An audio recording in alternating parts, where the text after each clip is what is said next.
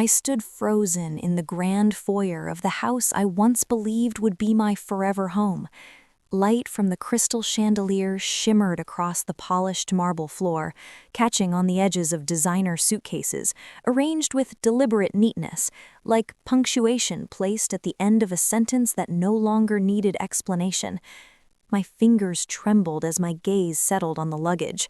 It was the same set Brandon had given me for my birthday last year, delivered with a kiss to my temple and a soft promise whispered against my ear. You're the only one who makes this world worth striving for.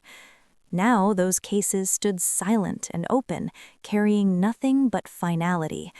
Brandon leaned casually against a marble column, a glass of bourbon loose in his hand, his posture relaxed, composed, as if this were the closing minutes of a business meeting instead of the dismantling of an 8-year marriage. "Sarah, everything's ready," he said evenly. "The driver will be here in 15 minutes. You can go wherever you want." I pressed my lips together, fighting the sting behind my eyes.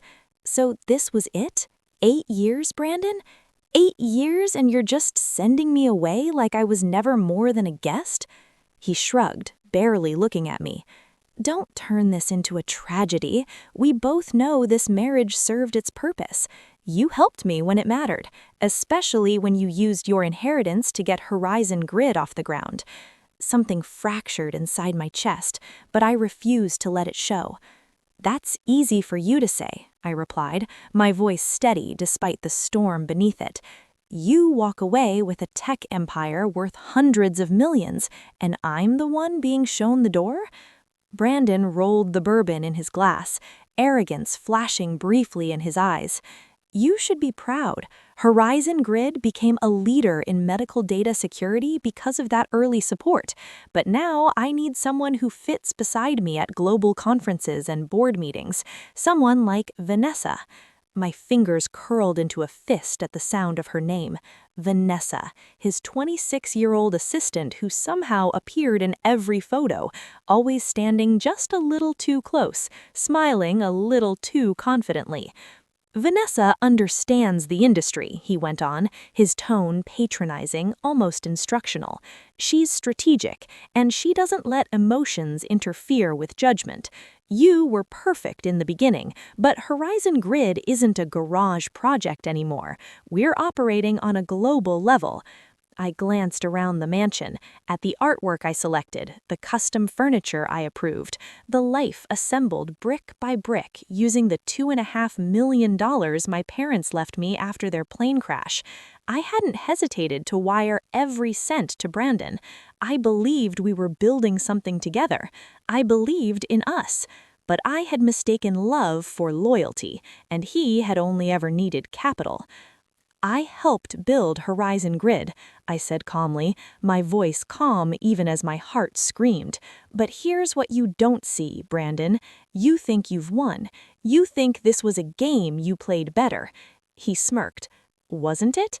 I picked up the suitcase, the sharp click of my heels against marble echoing through the space. Each step carried a year of sacrifice, late nights, canceled vacations, carefully curated dinners designed to help him network. At the door, I turned back. "Good luck with the IPO, truly. I have a feeling interesting things are coming." His expression flickered, uncertainty cutting through his confidence for just a moment. He didn't ask what I meant. He didn't know what I had prepared. Hours later, I sat alone in a hotel suite, leaning back in a plush armchair as city lights blinked through the glass. The 18th floor of the Ajara Hotel didn't feel like victory, not yet. It felt like a pause, a breath before the final movement.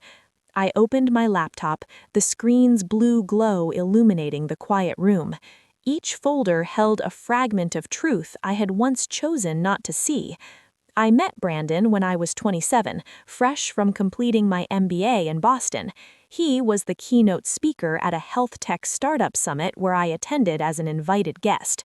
He was magnetic, passionate, and spoke of innovation as if it were a calling. Horizon Grid was nothing more than a deck, a concept, a few scattered lines of code. but I believed in him, in the fire in his eyes when he said healthcare deserved better protection. 3 months later, I was his wife. 2 years after that, my parents died in a plane crash en route from Arizona to California.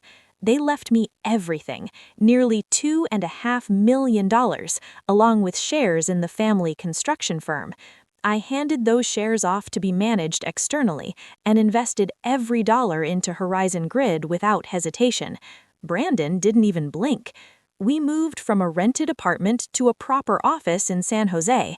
I wasn't just an investor. I was there from day one, making decisions, hiring accountants, signing leases, shaping the brand, recruiting the first team. 4 years later, Horizon Grid secured an $8 million Series A. The press crowned Brandon a startup genius, while I faded quietly into the background. I told myself recognition wasn't necessary, that I didn't need credit to feel secure. Then Vanessa arrived, young, polished, ambitious. At first, I ignored the signs. Then the late nights, the shared looks, the whispers at events became impossible to deny. I didn't confront him. I prepared. I hired Sandra, an old MBA classmate turned attorney, and we reviewed everything: contracts, transfers, emails. Every trace of my involvement meant preserved, encrypted, protected. Brandon was distracted, intoxicated with success and by Vanessa. What kept me quiet was hope, a foolish belief that he would remember who stood beside him at the beginning. That hope died the night I found an email to his private lawyer discussing how to resolve unclear equity from the wife's side. That's when I stopped waiting. I traced the finances, every account, every shadowed transaction. Altosyn LLC appeared again and again, receiving large monthly transfers, a shell company, a trail leading to offshore accounts, and behind it all, a name tied to Brandon and Vanessa. I printed everything, highlighted it, organized it. When Sandra asked if I was ready to go public before the IPO, I didn't answer immediately. I thought of my parents, of the life I believed I was building, and of the woman now standing where I once stood. I'm not here to destroy Horizon Grid. I'm here to reclaim what's mine. The next morning, I walked into Horizon Grid's headquarters as calmly as if nothing had changed. My old ID badge still worked. The guard looked at me, confused. "Good morning, Mrs. Carter. I thought you didn't work here anymore." I smiled and swiped the badge. "Someone misunderstood," I said softly. "I'm here to clarify that." The elevator carried me to the 32nd floor, the boardroom. I had once entered that space as a co-founder. Now I returned carrying the truth. The glass doors opened. 12 people sat around the table, turning towards me, expressions shifting from surprise to unease. Brandon stood at the head of the table, wearing a light gray suit, hair perfectly styled, mid-presentation. "This morning we'll vote to approve the IPO plan as outlined last week." He stopped mid-sentence when he saw me. A heavy silence fell over the room. I stepped forward, placing my laptop on the table across from him. "Before anyone votes," I said, voice calm but firm, "I think the board deserves to hear a few things." An older board member, Mr. Fletcher, who once sat next to me in the company's very first meeting, leaned forward. "Sarah, your name isn't on today's guest list." "I'm not here as a guest," I replied, opening the laptop and connecting it to the large wall screen. "I'm here as one of the founding partners and original investors of Horizon Grid." Brandon chuckled, but something in his eyes began to crack. "Sarah, this is an internal board meeting. You don't have the right." "Yes, I do," I cut in, flashing the screen to the initial investment contract. "This is a wire transfer of $2,500,000 from my personal account to establish the company, and here's the clause confirming my right to vote on all strategic decisions related to ownership structure, including the IPO." The room went still. I clicked to the next slide. Internal meeting notes with Brandon's signature still visible, naming me as a co-founder in the minutes. Vanessa, seated beside Brandon, shifted in her chair. I didn't look at her. I kept my eyes on Brandon. "I'm not just your wife," I said. "I've been with you from day one. I believed, I invested, and I helped build Horizon Grid from a vague idea in a rented apartment." Brandon tried to recover. "All of that was years ago. The company has evolved. We have a new structure now." I nodded. "And this new structure, is it transparent?" I pressed a key. The screen split. Left side showed the original account statements. Right side showed the outgoing payments to Altison LLC, the offshore shell company. "These funds were transferred consistently over the past year without board approval," I said slowly. "And here is an email exchange between Brandon and his financial partner discussing the division of hidden shares to a third party, someone whose name starts with V." Vanessa froze. Brandon's face went pale. "You can't," Brandon stammered. "I can," I replied, "because I'm not stealing anything. I'm just revealing what you tried to hide." Another board member, Keller, representing the primary investment fund, turned to Brandon. "How do you explain this?" No one came to his defense. The room, once Brandon's domain, was now filled only with mouse clicks and discomfort. I looked around. If the board wants to move forward with an IPO based on falsified records, hidden founder capital, and potential federal violations, I'll step aside. But if you choose truth, I'm ready to stay and propose a new path forward. The air thickened. I didn't need to say more. The facts were on the table, and Brandon, even through his forced smile, knew the game had flipped. The meeting ended in heavy silence. No applause, no polite handshakes. The board members filed out, each deep in thought, phones glued to ears. It was just me, Brandon, and Vanessa left in the space where his power used to be. Absolute. Brandon tried to stay composed, but his hands trembled as he gathered the leftover papers. Vanessa avoided my eyes, lips pressed tight, her gaze drifting like someone waking from a long dream. The next day, the board officially announced an indefinite postponement of the IPO. An independent audit firm was appointed, and the internal legal team began collaborating with a third party to investigate all financial activity from the past 3 years. Within 48 hours, a press briefing was held. Though Brandon wasn't named directly, the message was clear. Horizon Grid would reassess its leadership structure to ensure transparency and long-term shareholder value. News spread like wildfire. Headlines erupted. Billion-dollar startup Horizon Grid halts IPO amid financial fraud allegations. Founder accused of hiding original co-founder's role. Ex-wife appears, turns entire tech empire upside down. I didn't appear in interviews. I didn't need to. Sometimes silence is the most powerful weapon. 3 days later, Vanessa called my lawyer. "Sandra, she wants to meet," Sandra told me, "and not in a confrontational way. Seems like she's reevaluating her loyalties." We met at a small coffee shop in the downtown office district. Vanessa arrived early, without the heavy makeup. She looked tired and strangely more real than ever. "I didn't know it would go this far," she began, voice soft but steady. I thought he really loved me." I didn't react. I let her sit with that realization. "But then," she continued, "when everything started unraveling, he only cared about protecting himself.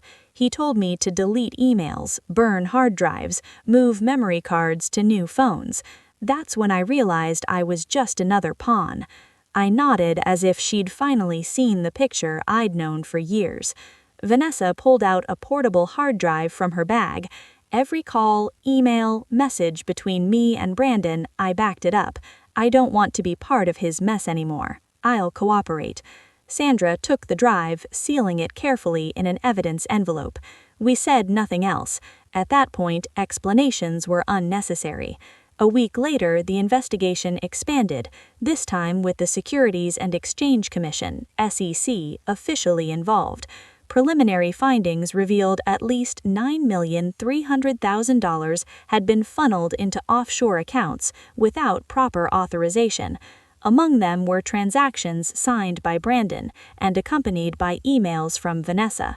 Brandon was suspended from his CEO role pending further investigation.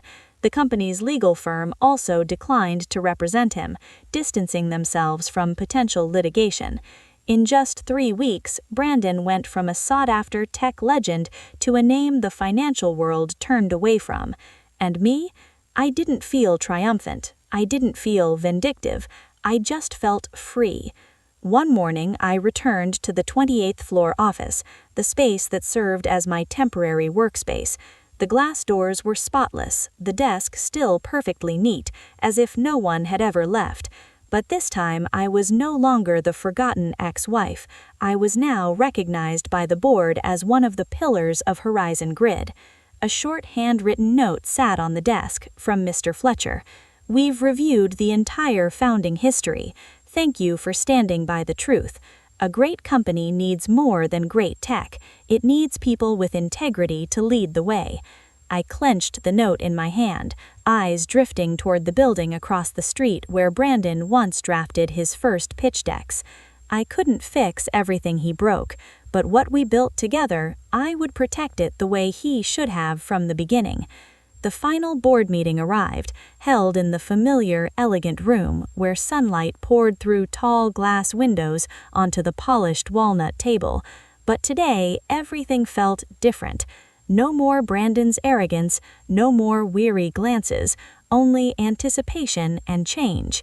Richard Fletcher, the oldest board member and a man who always observed in silence, opened the meeting with a steady tone. "We are here today to formally finalize leadership decisions for Horizon Grid, following the completion of the independent audit and legal advisory review." I sat across the room, back straight, no smile. In front of me was a thick folder I'd prepared with my lawyer. Every document, every figure, every misstep Brandon had hidden beneath his polished image. Brandon wasn't present. His attorney had sent a 3-page letter full of denials and requests for delay, but no one on the board had the patience for it anymore. After reviewing all evidence, Mr. Fletcher continued, the board unanimously votes to remove Brandon Carter from executive authority and demand his immediate resignation as CEO. A few murmurs followed, but no objections. From a symbol, Brandon had become a liability. "We've also worked with financial authorities," he added. "Altison LLC's account and all related offshore assets have been frozen. The investigation continues, and the SEC will determine the next steps." I gave a slight nod. The most important part was coming. Finally, Mr. Fletcher turned to me. "The board has voted to appoint Sarah Carter as executive chairperson with full authority over strategic decisions and company restructuring." The room paused. I didn't stand immediately. I looked quietly at each board member, people who once turned their backs on me, who believed Brandon's charm. Now they were placing their trust in me. "We believe," Mr. Fletcher continued, "Miss Carter not only holds legal authority but also the vision and ethics required to bring Horizon Grid back on track." I stood, brushing my fingers across the table where I once placed coffee for my husband, back when we had just a few staff and a half-formed dream. "I accept," I said slowly, "not to get revenge, but to make things right. Horizon Grid was supposed to be a symbol of innovation, not a mask for financial manipulation. I intend to restore that." When the meeting ended, I returned to my office, now with a new brass nameplate bearing my title. The room was bright and open, no longer a place where power operated behind closed doors. I started by sending an email to all staff, a greeting, a commitment, and a clear message: transparency and trust. Within a week, I restructured the legal team, hired a new CFO with industry credibility, and ordered a full audit of all active contracts. Vanessa, as expected, submitted her resignation. No one stopped her. The media kept watching closely. Articles that once praised Brandon now called him a symbol of moral collapse in the startup world. They asked if I wanted to comment. I declined every interview. I didn't need the public on my side. I just needed the truth on mine. One Friday afternoon, I sat alone in my office looking out at the rooftop where Brandon and I once talked about our future, young and hopeful. My mind went back to the day I transferred $2,500,000, without hesitation, without doubt, to help the man I loved build a dream. I didn't regret the money. I regretted that the man I trusted chose to erase me once he had everything. A month into my role as executive chairperson, the office still echoed with the aftershocks of the scandal. Investigations continued, but the company had stabilized thanks to decisive reform. I wasn't trying to lead a revolution. I simply brought Horizon Grid back to its roots: trust, accountability, and real innovation. I entered Monday's all-hands meeting, my first appearance before the entire staff as the new leader. The room was packed. Familiar faces from my CEO's wife days looked at me differently now, wary but hopeful. "I'm not here to build a new image," I began, voice steady. "I'm here to rebuild trust." All eyes were on me. I didn't read from the script. I spoke from the heart. Horizon Grid isn't a shield for someone's reputation. It's the product of countless people: engineers, legal teams, IT staff, every line of code, every idea, every step forward. That's your work. I was lucky to be there from day one, and now I have the duty to protect it. I ended not with a slogan, not with hollow promises, but with a pledge. I will not allow anyone, including myself, to place personal gain above ethical business. The meeting ended with applause, not loud, but sincere. I knew trust wouldn't return overnight, but today I'd planted the first seed. That afternoon, I received an envelope with no return address, just 3 handwritten words from Brandon. I opened it without hesitation. Inside was a short handwritten letter. "Sarah, I once thought I was untouchable, that what I built was unshakable, but I was wrong, and my biggest mistake was underestimating you. Horizon Grid should have been ours. I turned it into a weapon of control. You didn't destroy the company, you saved it. You may never forgive me, and I understand, but if one day you look back, I hope you'll remember that I once believed in the right thing too. Brandon." I finished reading, folded the letter, and placed it in a drawer. I didn't cry, I didn't feel triumphant, I just felt relieved, not because he apologized, but because he finally saw what I'd known all along. I never needed to live in anyone's shadow to prove I belonged. 3 months later, Horizon Grid re-entered the tech race with a fully transparent financial model, a new leadership team, and a new motto displayed proudly in the main lobby: "Trust is the strongest technology." The media began calling me the woman who resurrected an empire, but I didn't care about titles.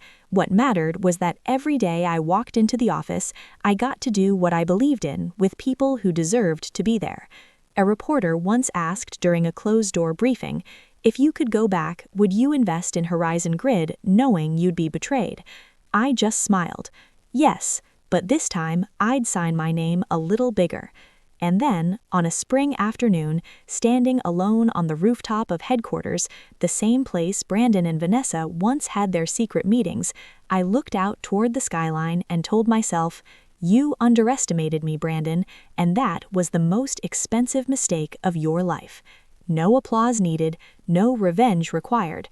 I had risen from what once broke me, and this time I wasn't following anyone. From a quiet wife behind her husband's success, Sarah was betrayed and cast out of the very company she helped build. But instead of falling, she rose, gathering proof, reclaiming control, and transforming Horizon Grid through transparency and strength. Her story is proof that trust, intelligence, and resilience can turn betrayal into power, and that sometimes the people you count out are the ones you should have never doubted. What do you think about Sarah's choice? Should she forgive or keep moving forward?